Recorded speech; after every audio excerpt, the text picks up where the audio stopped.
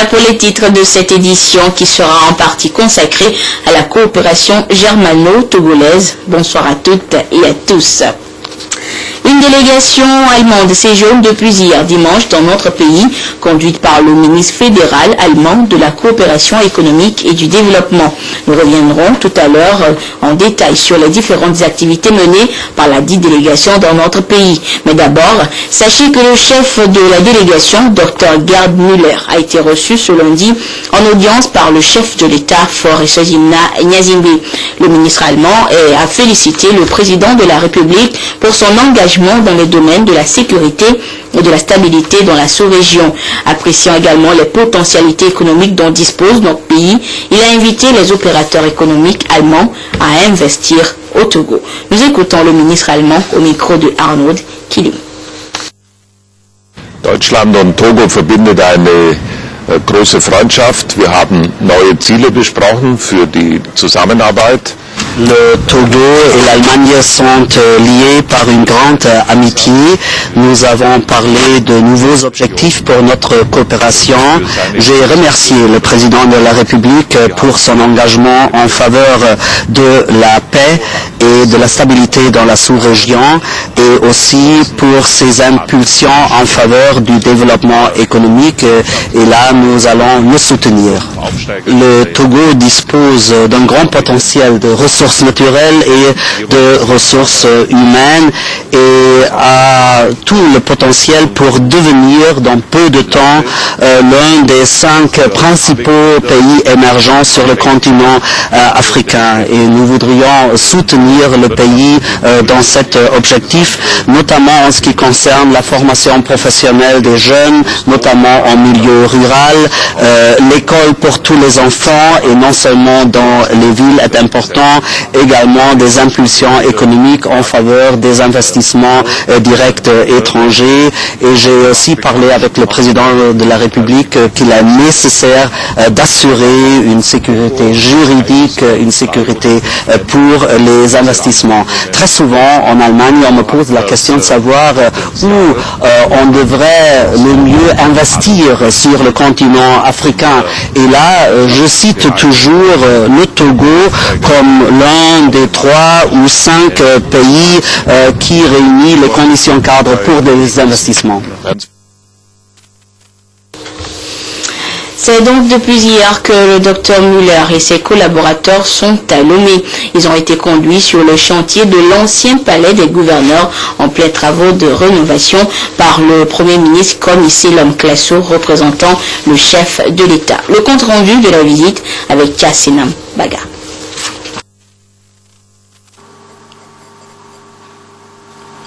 Le palais des gouverneurs, l'ancien palais des hôtes de marque, subit depuis mi-2014 d'importants travaux de rénovation et d'aménagement.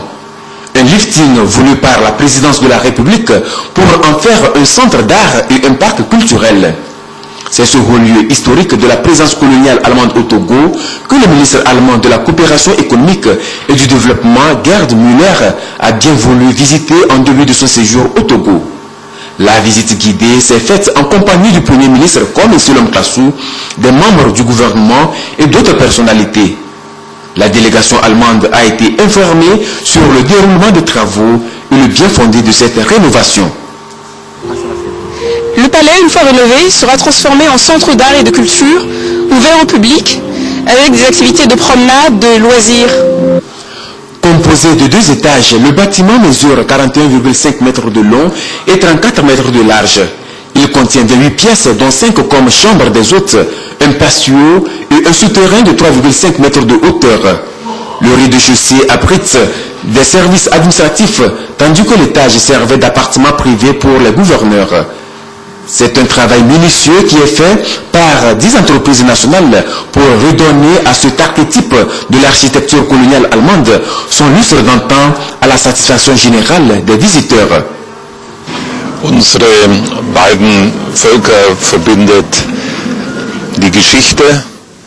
Nos 2 peuples sont liés par l'histoire et par une amitié que nous voulons porter vers l'avenir. Et ici, on est en train de reconstruire un bâtiment merveilleux avec un caractère unique qui aura un effet merveilleux et qui attirera des milliers ou des centaines de milliers de personnes qui voudraient visiter ce bâtiment.